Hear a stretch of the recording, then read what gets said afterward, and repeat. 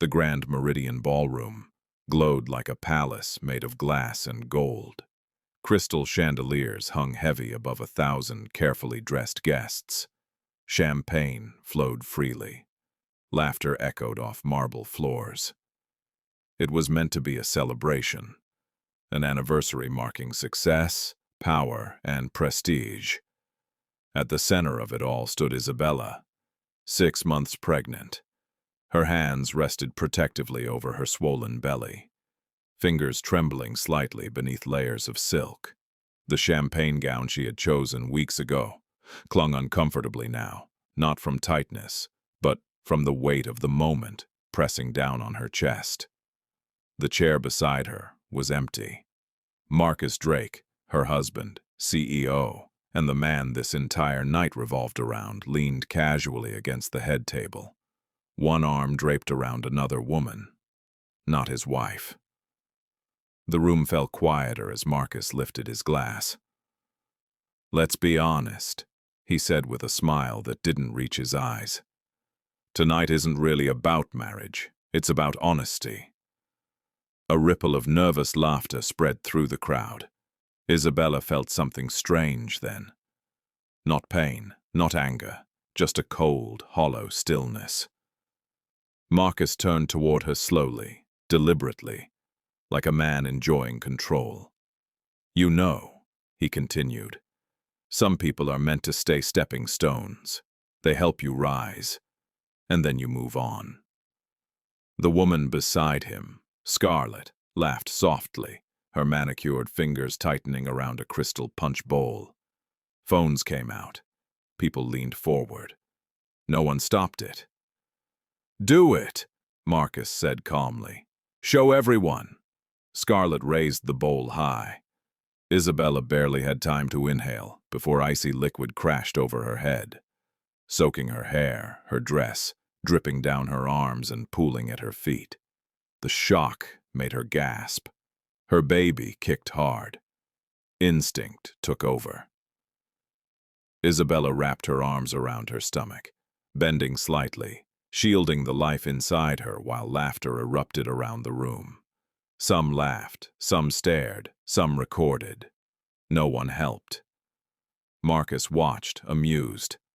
"You see," he said loudly, "this is what happens when you mistake loyalty for value." Isabella stood there, drenched and shaking, her heart pounding. Not with heartbreak, but with something darker. Stillness. Because somewhere deep inside, something didn't shatter. It went silent. And Marcus never noticed the doors at the back of the ballroom, or the moment his humiliation of her stopped being the worst thing that would happen that night. He thought humiliation would break her. He had no idea it was summoning something far worse. There was a time when Marcus Drake didn't own ballrooms like this. A time when his suits were borrowed, his dreams oversized, and his confidence stitched together with charm and desperation. Isabella remembered that man. She remembered the coffee shop where they met. Him behind the counter, sleeves rolled up, reciting half-finished business ideas the way poets recited verses. He used to look at her like she was the answer to everything he hadn't figured out yet. She believed him. When his startup failed the first time, she was the one who told him failure wasn't a verdict. When investors walked away, she stayed. When doubt crept in, she carried the weight of his belief for both of them. She didn't just love him, she built him. Her family saw it before she did. 3 powerful brothers, protective, calculated, unforgiving when it came to threats. They warned her, quietly at first, then urgently. Something about Marcus didn't add up. His finances, his hunger, the way he needed control disguised as ambition. Isabella fought them. She accused them of trying to cage her, of using money and influence to decide who deserved her. She said love wasn't a transaction, that Marcus saw her as herself, not a last name. To prove it, she did the one thing they never expected. She walked away. No grand wedding, no family blessing, just an elopement and silence. She changed her number. ignored emails, built a life that was supposed to be hers alone. For years, she told herself the distance was freedom. But sacrifice has a way of disguising itself as loyalty. She funded early meetings, made introductions, smoothed reputations, stood beside Marcus as his world expanded, slowly at first, then all at once. By the time the money arrived, something else had left. Her place. And when she became pregnant, she thought, this will fix us. A baby meant roots, meaning, a reason for him to come home earlier, to choose differently. Instead, it made her invisible. Tonight wasn't the beginning of the betrayal. It was the moment it finally stopped pretending to be anything else. And as Isabella stood drenched in humiliation, one truth settled heavily in her chest. She hadn't just lost a husband. She had traded her entire world for a man who never intended to stand beside her. Marcus Drake didn't stop. That was the cruelest part. He could have ended it quietly, could have dismissed her, could have walked away with his mistress and left the damage unfinished. Instead, he chose spectacle. He lifted his glass, the crystal catching the chandelier light, and smiled at the room, like a man announcing a victory. "Since everyone's already watching," he said casually, "I suppose there's no point pretending anymore." A ripple moved through the ballroom. Scarlett stepped closer to him, her hand sliding confidently onto his arm. She wore red, intentional, provocative, standing where Isabella once stood. "This is Scarlett," Marcus continued, "the woman who understands me, the woman who belongs at my side." A few gasps. More phones rose into the air. Isabella felt the room tilt.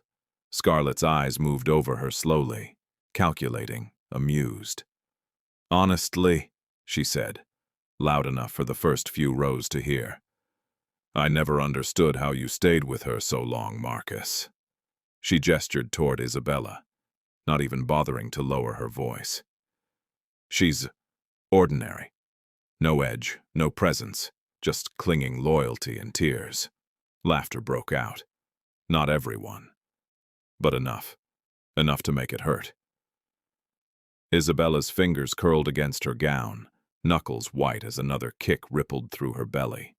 She instinctively wrapped her arms around herself, shielding the life inside her.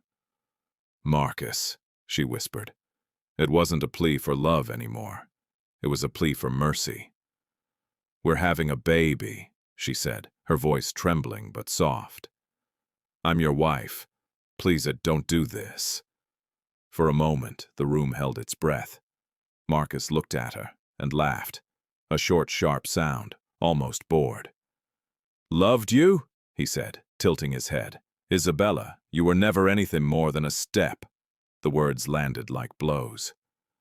"A stepping stone," he continued calmly. "You helped me look respectable. You opened doors. That was useful." Scarlett leaned into him, smiling. "But love," Marcus shook his head. "That was never part of the deal." Something inside Isabella broke quietly. Not loudly, not dramatically. She stopped crying. The punch bowl was lifted. Scarlett didn't hesitate. Cold liquid crashed over Isabella's head, soaking her hair, her skin, her dress. The shock stole her breath. Ice slid down her back. The gown clung to her, heavy and ruined. Her baby kicked hard. Isabella gasped, clutching her stomach, swaying but refusing to fall. Around her, laughter, whispers, cameras recording from every angle. No one moved to help. No one spoke her name. She stood there shaking, drenched, humiliated, protecting her unborn child, while 1,000 people watched her dignity collapse. And Marcus Drake, the man she gave everything to, watched, like it meant nothing at all. The laughter didn't fade. It lingered, thin, cruel, echoing through the grand ballroom like smoke that refused to clear. Isabella stood soaked, trembling, her hand pressed protectively over her stomach. Her vision blurred, not from tears this time, but from something colder, shock settling into her bones. Marcus had already turned away. To him, she was finished. Then, boom! The sound didn't come from a voice. It came from the doors. The massive ballroom doors at the far end of the hall swung open with a force that sent a sharp crack through the air. Conversations died mid-syllable. Laughter snapped off like a switch had been flipped. 3 men stood in the doorway. They didn't rush. They didn't shout. They walked in slowly, measured steps, tailored suits, shoulders squared, eyes cold and assessing. Not angry, not panicked, controlled. The kind of control that only comes from knowing you never have to raise your voice to be obeyed. The first man was tall, silver at his temples, his gaze sharp enough to slice through steel. The second moved with military precision, scanning the room like a battlefield. The third, youngest, had eyes that locked instantly onto Isabella. Phones lowered, whispers shifted. This time not amusement, recognition. Names passed silently from mouth to mouth. Executives stiffened, investors straightened. Men who had laughed moments ago suddenly looked down at their drinks. Marcus felt it before he understood it. The air had changed. He turned slowly and froze. His confident posture faltered just enough to be noticeable. The men stopped a few steps away from Isabella. The youngest didn't hesitate. He removed his jacket and stepped forward, draping it gently over her shoulders. Careful, deliberate, shielding her soaked dress, her shaking frame, her unborn child. His hand lingered at her back, steadying her. "Easy," he murmured, just loud enough for her to hear. Isabella looked up, her breath caught. The world narrowed to his face. Older than she remembered, harder but unmistakable. Her brother. She hadn't spoken his name in years. The other 2 joined them, forming a quiet wall around her. No accusations, no threats, just presence. Marcus swallowed. "Who?" he started. The silver-haired man finally spoke. His voice was calm, almost polite. "Marcus Drake," he said, as if tasting the name. "You've been very entertaining tonight." The room didn't breathe. "That woman," he continued, nodding toward Isabella, "is our sister." Silence slammed down. Not dramatic. Absolute. Phones slipped from hands. Glasses lowered. 1,000 people understood at once. They had laughed at the wrong woman. Marcus's face drained of color. "She cut us off," the second brother added evenly. "Chose you. Gave up everything." The youngest tightened his arm around Isabella, grounding her. "And you," he said quietly, eyes dark, humiliated her. No shouting, no violence, just truth. And in that moment, Marcus realized. The room was no longer his. Marcus Drake had built his empire on certainty. Certainty that money erased consequences. Certainty that power rewrote rules. Certainty that Isabella, quiet, loyal, abandoned by her family, would never leave. That certainty cracked the moment the silver-haired man spoke again. "You really don't recognize us?" he asked mildly. Marcus stared at him, his mind scrambling. The face was familiar in the way only headlines were familiar. Seen but never truly processed. Then it hit him, not all at once, like ice sliding slowly down his spine.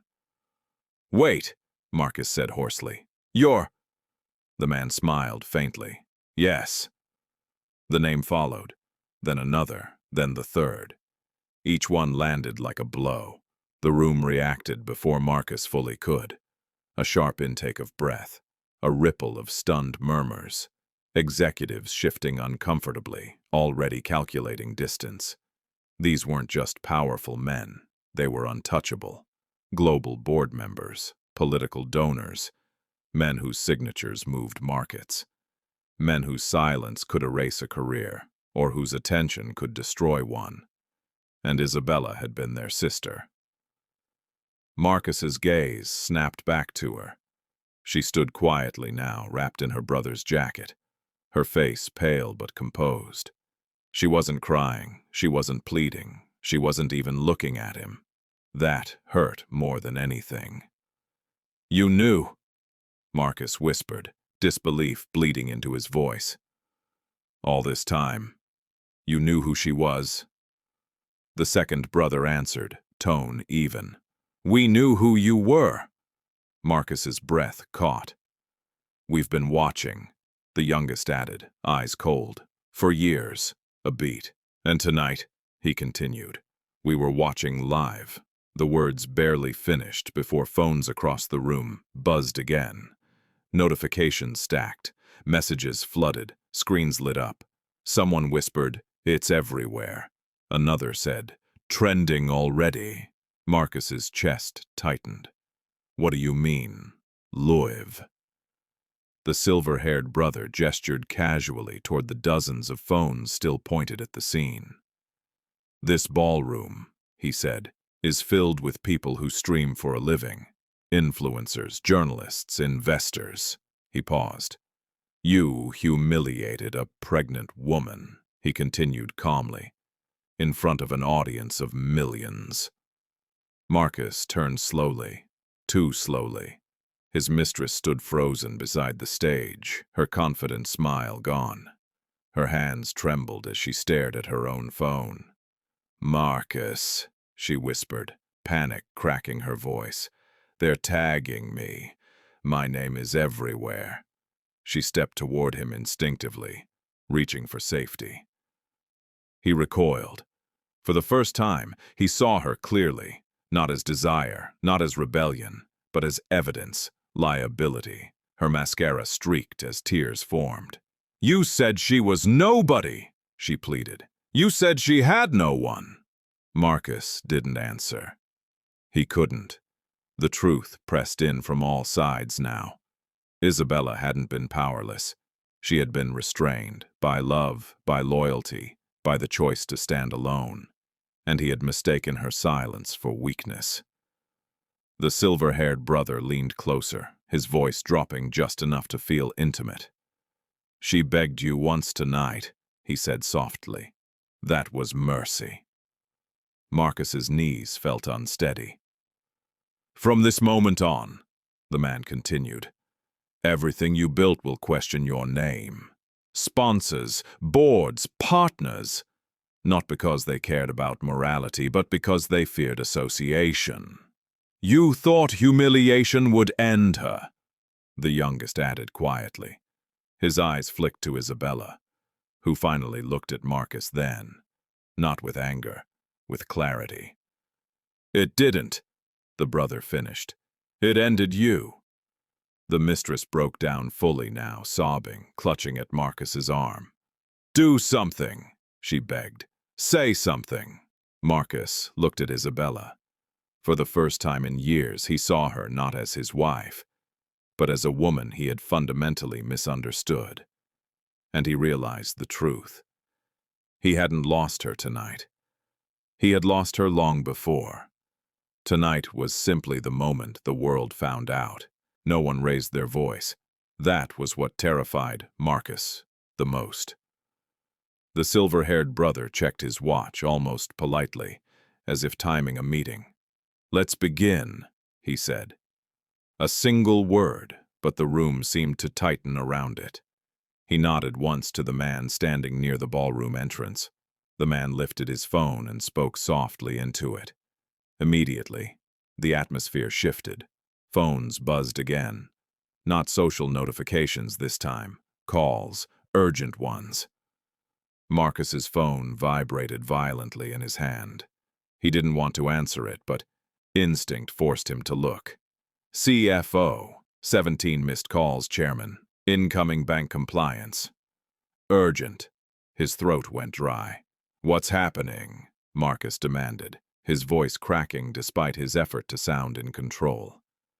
The second brother finally addressed him directly. "We filed the reports this morning," he said calmly.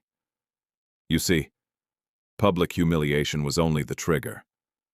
The evidence was already prepared. Marcus laughed weakly. Evidence of what? The third brother stepped forward, holding a thin tablet. Business fraud, he said, scrolling. Shell accounts, inflated valuations, offshore transfers masked as consulting fees. Marcus's face drained of color. That's impossible, he whispered. That's confidential. Yes, the man replied evenly. And illegal. Around them, investors who had once toasted Marcus with champagne began stepping back, subtly, instinctively. No one wanted to be standing too close when collapse happened. Your largest backer, the silver-haired brother continued, withdrew 20 minutes ago. He tapped his phone once. Your second largest. Another tap. Gone. Marcus's phone rang again. This time he answered. Marcus, the voice on the other end said tightly. What the hell did you do? Before he could respond, the call disconnected. His hand shook. Accounts, the second brother said, glancing at his watch again. Frozen. Marcus stumbled forward. You can't do this. This is my company. The silver-haired brother tilted his head slightly. No, he corrected. It was your company. A sharp sob broke the silence. The mistress. She had been scrolling frantically on her phone, panic spiraling into hysteria. My contract, she gasped. They terminated it. All of it. They're calling me. She looked up at Marcus, mascara streaked, voice trembling. They're calling me homewrecker. Marcus stared at her. For the first time he felt nothing for her at all. She tried to grab his arm again, but he pulled away. Too late. The third brother spoke again, voice precise. We also forwarded evidence of coercion, he said. Career manipulation. Favor for access exchanges. The mistress froze. What? She whispered. Your entire rise, he continued, was built on a married man abusing his position. Her knees buckled. She collapsed to the floor, sobbing. The ballroom doors opened once more. But this time no one gasped. They already knew. 2 uniformed officers entered, followed by men in dark suits with official insignia. Legal authorities. Calm, professional, unrushed. One approached Marcus. Mr. Drake, the officer said evenly, you are under arrest for financial fraud, misrepresentation, and obstruction of regulatory processes. The room went utterly silent. Handcuffs clicked. That sound, small, metallic, echoed louder than any scream ever could. Marcus looked desperately toward Isabella.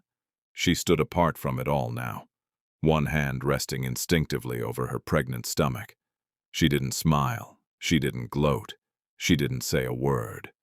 And somehow that was the most devastating thing of all. As Marcus was led away, his voice broke. Isabella, he pleaded hoarsely. Please, say something. She met his eyes once, only once. Her voice was steady, quiet. You already did, she said. The officers guided him toward the exit. The crowd parted, not out of respect, but avoidance. A fallen man. The brothers turned back to Isabella. The silver-haired one adjusted the jacket around her shoulders gently. Let's go, he said softly. She nodded. Behind them, the ballroom buzzed, not with celebration, not with laughter, but with the low hum of aftermath. An empire hadn't collapsed in flames. It had been switched off. The ballroom did not erupt into noise after Marcus was taken away. It sank into something worse. Silence. Not the peaceful kind, but the heavy, suffocating kind that forces people to hear their own thoughts. 1,000 guests stood frozen, phones still in their hands. Some screens were still recording. Others had gone dark, as if their owners hoped the footage would disappear if they stopped looking at it. It wouldn't. The silver-haired brother turned slowly, surveying the room. Not with anger, with disappointment. and somehow that was harder to bear. "Before we leave," he said calmly, his voice carrying without effort, "there's something that needs to be said." No one moved. No one dared interrupt. "You all witnessed something tonight," he continued. "Not a scandal, not drama, abuse." A murmur rippled through the room, uneasy, defensive. He raised a single finger and the sound died instantly. "A pregnant woman was publicly humiliated," he said, "mocked, soaked, reduced to entertainment." His eyes moved deliberately from face to face. "Some of you laughed. Several people looked down.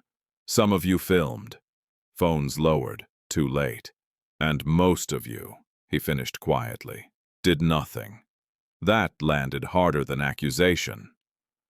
The second brother stepped forward now, his tone sharper, but still controlled.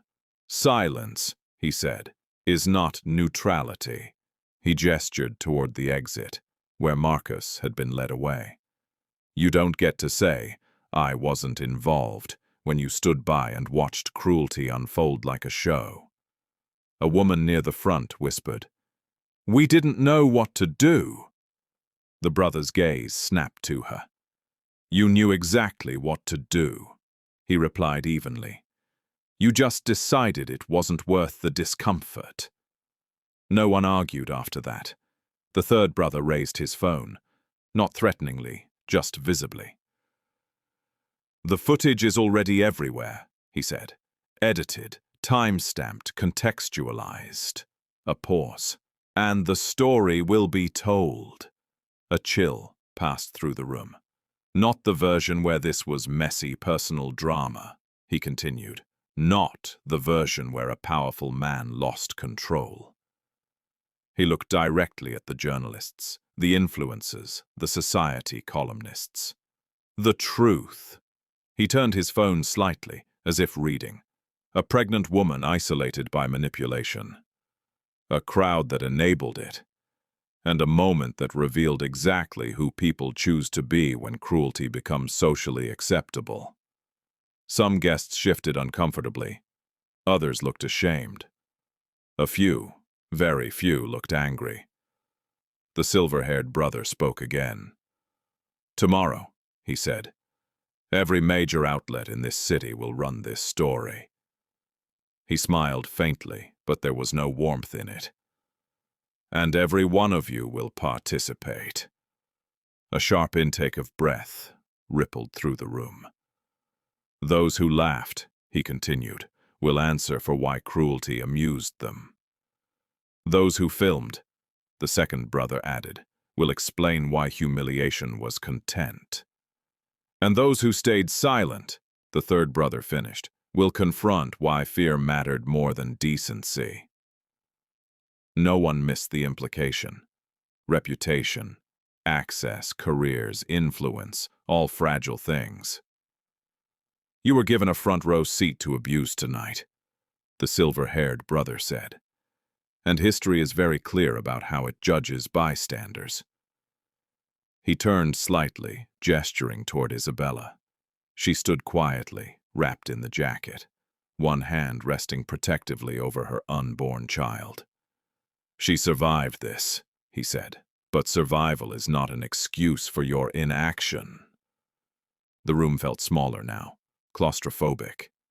"No one here is being punished," he said calmly. "You're being remembered." That was worse. He took a step back. "You may leave." No one moved at first. Then slowly guests began filing out. Not chatting, not laughing, not filming. Heads lowered, expressions shaken. They had arrived expecting champagne and spectacle. They were leaving with accountability. As the brothers turned toward Isabella, the silver-haired one spoke softly, meant only for her. "You didn't deserve what happened to you," he said. "But it will matter." She nodded, eyes glassy, but steady. Behind them, the ballroom emptied, and for the first time that night, the silence felt earned. Outside the Grand Meridian Hotel, Isabella sat quietly in the car, her baby moving softly beneath her hand. The chaos of the ballroom felt like a distant nightmare. For 5 years, her brothers had watched, waited, and protected her, even when she thought she was alone. Aiden slid his jacket around her shoulders. "We never stopped watching. We never stopped loving you," he said softly. Grayson's hand rested gently on her elbow, firm and reassuring. Miles wrapped an arm around her, adding, "She will know real love, steady, protective, unconditional. She will never doubt her worth." Tears fell freely from Isabella's cheeks, but this time they were relief, not pain. For the first time in years, she felt safe. Humiliation and betrayal had been met with protection, love, and unwavering loyalty. She realized she had regained her dignity and strength. The city lights sparkled outside, indifferent to the drama inside. But in that car, surrounded by family, Isabella felt hope and security for the first time.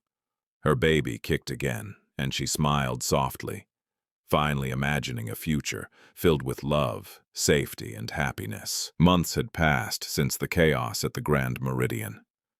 Isabella cradled her newborn daughter, Charlotte Rose, in the quiet safety of her family home. The nightmare of public humiliation and betrayal felt like a distant memory. Marcus Drake, her husband, was imprisoned, his empire dismantled, and his mistress's influence erased entirely. Surrounded by her 3 devoted brothers, Isabella felt a strength she had never known before. Aiden, Grayson, and Miles hovered protectively, ensuring that both mother and child were safe, loved, and empowered. Their presence was not controlling, it was unwavering support, proof that love could be both gentle and formidable. For Isabella, the lessons of the past 5 years crystallized into clarity. She realized that sacrificing her independence for a man who never truly cared had been painful but temporary. True protection, true love, had been waiting for her all along, through her brothers, her resilience, and her courage. As Charlotte slept peacefully in her arms, Isabella smiled softly, imagining a future where her daughter would grow strong, loved, and never doubt her worth.